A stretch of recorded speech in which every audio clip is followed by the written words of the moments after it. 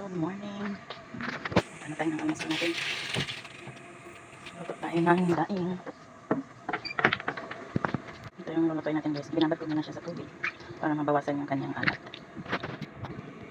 Ikaw lang ako ng aking Ovaltine. Ovaltine sa umaga.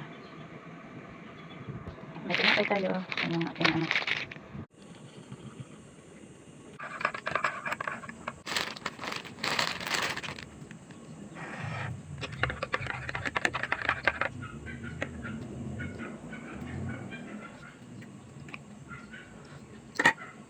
Umpisa na tayo magluto guys.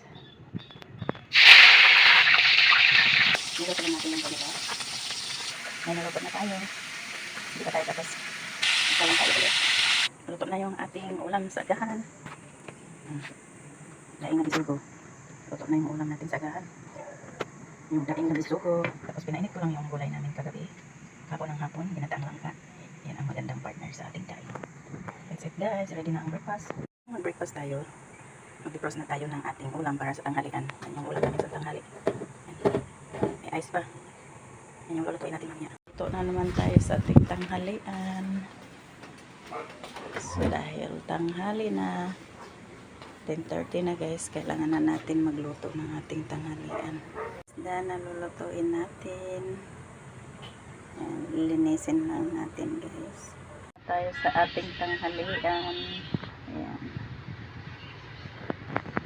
Lalagay na natin yung ating gulay. Ating gulay. Bagyo pechay.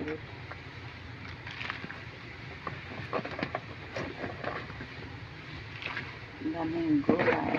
Masarap maraming gulay.